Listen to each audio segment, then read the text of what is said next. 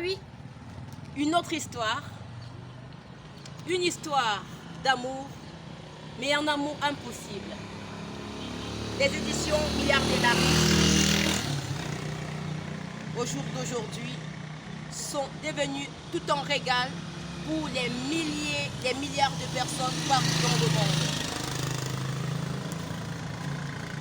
C'était une jeune fille, svelte, raffinée, aux allures d'une fée, un peu comme moi ce matin. Elle est partie faire son sport. Et ce jour-là, après avoir couru dans la rue, elle s'est écroulée. Elle n'avait plus de force. Elle s'est évanouie. Un jeune garçon, à son passage, l'a vue. Il a pris la peine de venir vers elle. Il s'est débarrassé de son blouson très encombrant. Il a soulevé légèrement la tête de la fille. Il a placé les mains en dessous de la nuque et il a fait le bouche à bouche. Pendant ce moment de bouche à bouche, la fille a repris le souffle. Elle a retrouvé ses forces et elle s'est finalement réveillée. Tout doucement, elle a délié les yeux. Elle a ouvert le regard planté dans les yeux de ce garçon, a fragilisé le cœur de cet homme. Il a senti comme une vibration électronique. Il a ressenti au fond de lui que son arme était tendue. C'était braqué. Oui, sur son temple. Cette fille a ressenti quelque chose de particulier ce jour. C'était inexplicable. Elle était finalement en santé, mais elle ne pouvait pas demander à ce garçon de libérer son corps. Elle sentait une chaleur unique à son genre. C'était le moment idéal. Elle a dit au monsieur, merci pour m'avoir sauvé la vie. Est-ce que vous pouvez me tenir la main, me permettre de me lever? Le monsieur n'a pas simplement tenu ses mains. Il l'a pris dans ses bras, délicatement l'a relevé avec beaucoup de souplesse et de dignité. Et une fois debout, il lui a fait une pellée de langue. C'est-à-dire, il a pris sur lui de l'embrasser, de sucer sa bouche. La femme, elle n'a pas dû régner à ce désir. Elle a dit, c'est plutôt une opportunité. Ça va à 7 mois, je n'ai pas eu un seul homme qui m'a dit bonjour. Et si par le biais de mon évanouissement, Dieu m'en a offert un, super, je le prends à cœur joie. Et vous, tous les deux tutoraux se sont installés comme s'ils se connaissaient depuis des dizaines d'années. Le gars s'est présenté. Je m'appelle Franck. Franck le mignon. C'est le nom que les parents m'ont donné. La fille lui a dit, très beau ton prénom, Franck le mignon. Tu es tellement mignon que j'ai hâte de réaliser plein de choses avec toi. Ça te dit, Franck, d'aller prendre une place avec moi quelque part pour célébrer ma nouvelle vie que tu viens de m'offrir? Tu m'as fait le bouche à bouche, c'est-à-dire, même si c'était le coronavirus, tu aurais dû me le donner.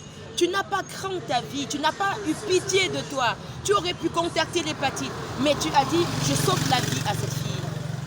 Moi, je m'appelle Merveille et je serai la merveille de ta vie. Voilà comment un évanouissement a pu créer une certaine alchimie devant deux êtres qui vont se mettre ensemble. Très tôt, les deux tutoraux vont simultanément éprouver l'envie de se retrouver chez l'un. Ça commence par Franck le mignon et il dit, je t'amène chez nous aujourd'hui. Il dit la présente à sa maman Maman, voilà, elle s'appelle Merveille, c'est ma merveille que tu as mis sur mon chemin. Je rentrais du sport, je l'ai vue évanouie, j'ai fait du bouche à bouche, je l'ai réanimée. Il y a quelque chose qui s'est passé. C'est inexplicable, maman. C'est inhabituel, c'est palpable, c'est doux, c'est émotionnel. Mais c'est le coup de foudre. Maman, je l'aime. Je l'aime comme le monde. Je l'aime plus que toi et je l'aimerai comme ça toute ma vie. Maman, si tu peux me permettre, je te promets sur ma tête et sur ma vie que je l'épouserai. C'est ma femme. Elle répond point par point aux critères de mon cœur. Ce que j'ai longtemps demandé, c'est ce que j'ai eu sans effort. Je vais matérialiser. À ces mots, Merveille a dit, maman, je serai, genou fléchi, la femme qui viendra tout faire pour redonner un sens à l'amour familial. Tu ne seras jamais ma belle-mère. Je te jure, maman, tu es ma mère et je demeure ta fille. Maman, épris de cette belle déclaration, a dit, ma fille, tu vis d'où? Tu vis où? Qui sont tes parents? Elle a dit, mes parents sont des simples prolétaires. Oui. Est-ce que vous allez accepter une fille très pauvre, d'une famille modeste, entrer dans votre famille? Je vois que vous avez tout, vous ne manquez de rien. Oui, mais je préfère que vous m'aimez parce que je suis ce que je suis, que vous ne m'aimiez pas simplement parce que votre enfant a tenu un très grand discours. Ah oui, c'était séduisant. Maman a dit, ma fille, je t'aime parce que mon fils t'aime et je t'aimerai davantage si ce que tu dis, c'est ce que tu fais. À ces mots, les doutereaux ont choisi d'aller dans la famille de Merveille. Régulièrement, ils se sont fréquentés. Jusqu'à 6 mois, ils ont décidé de réaliser le feu, le plus inattendu de la vie de chaque être, le mariage. C'était un mariage qui ne devait pas se passer comme tous les autres. La famille de Front-le-Mignon, non seulement ils ont le franc CFA en quantité industrielle, mais aussi ils adorent tout ce qui est très mignon, raffiné. Ils ont mis la barre très haute. Ils ont dit, on t'offrira le mariage de tes rêves. Ils ont loué la plus belle mise à l'or, la plus belle salle du côté de Limbé. Oui, c'était à Down Beach que le mariage devait se dérouler. Maintenant, tout était fait en prêt, toutes les deux familles. Et les youyous, les pagnes, les décorations, le thème du mariage était amour jusqu'à la fin. Amour jusqu'à la fin, feutré des roses. C'était un thème pas comme les autres, mais c'était le choix de ce couple. Merveille et Front-le-Mignon devraient dire oui devant le monsieur le maire. Vendredi, toutes les deux familles sont réunies pour l'ado. Ils ont chanté. Merveille s'appelait Ada.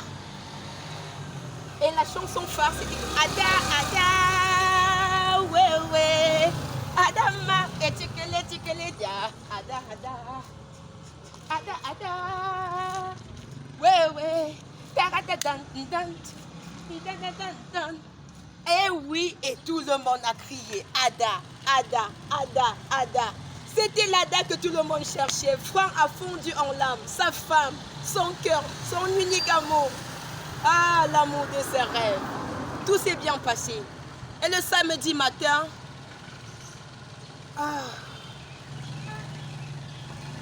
le samedi matin,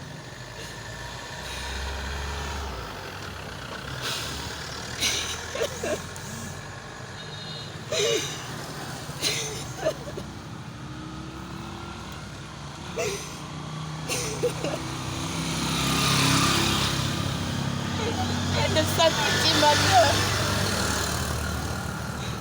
la mariée était habillée en blanc.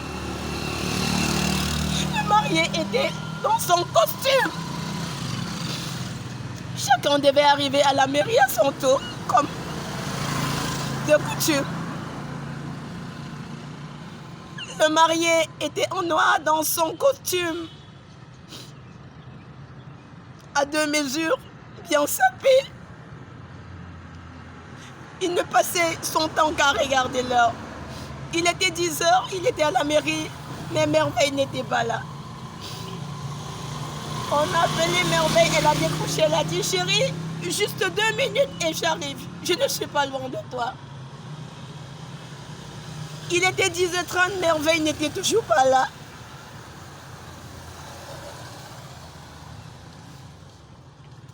Et bien par après,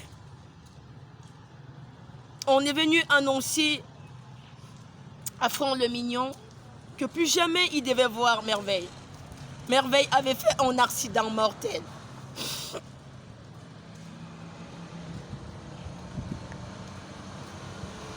C'était trop beau pour être vrai.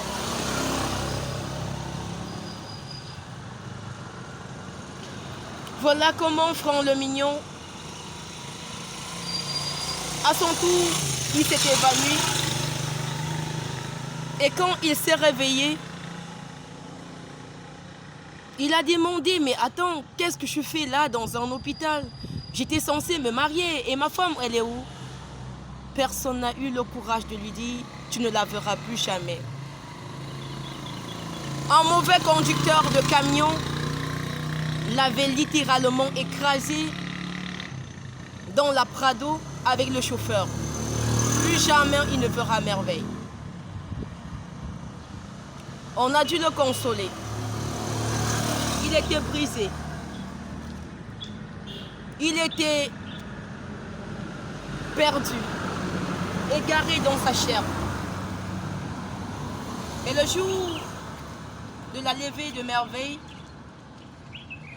il a pris son meilleur costume, ce costume de ce jour, il l'a amené avec lui à la mort.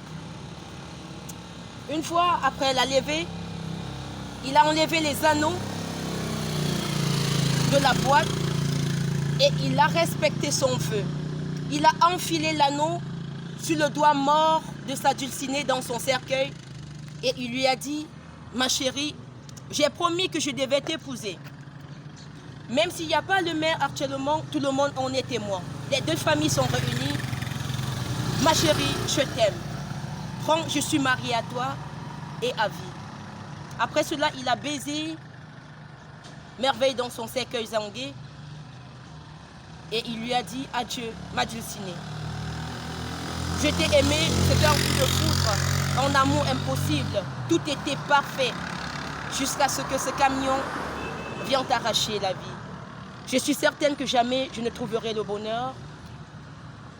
Je suis quand même convaincue d'une chose, c'est que par moment, Dieu peut nous donner des choses et nous les reprendre. Je trouverai quand même les moyens, si mon Dieu me permet, et par ta présence cordiale, de pouvoir surmonter cela. Mais je suis certaine d'une chose, tu seras irremplaçable dans ma vie. Oh oui, voilà comment Franck le Mignon finira le restant de sa vie à penser à sa dulcinée. S'il y a une chose à relever dans cette histoire, c'est que on ne sait pas d'où l'amour vient. Par moments, pour des choses assez subtiles, on peut trouver du bonheur. Le bonheur vient par des occasions inattendues. On ne peut pas savoir exactement où on trouvera l'homme de sa vie. Mais toujours est-il dit qu'il y a un homme pour chaque femme quelque part. Vivons les moments paisibles. Donnons-nous la chance d'être épanouis, puisqu'on ne sait jamais à quelle heure la mort peut frapper. Cette femme, elle est partie aujourd'hui, mais tendrement, je sais, elle est partie avec l'âme de Franck, et Franck est resté avec une déchirure que nul ne pourra penser. Ses plaies demeureront, et ainsi va la vie. Quant à Vanessa, qui avait brûlé son mari, aujourd'hui, elle passe des moments désagréables en prison, et c'est aussi ça l'histoire des vies. D'une chose à une autre, on peut toujours essayer de faire le challenge. Elle a eu quand même un mari qui l'aimait, elle n'a pas su profiter. Voici Franck qui a eu une femme qui l'a affectionné, mais la mort lui a enlevé son trophée. Ainsi va la vie. Entre être et paraître, chez des mœurs.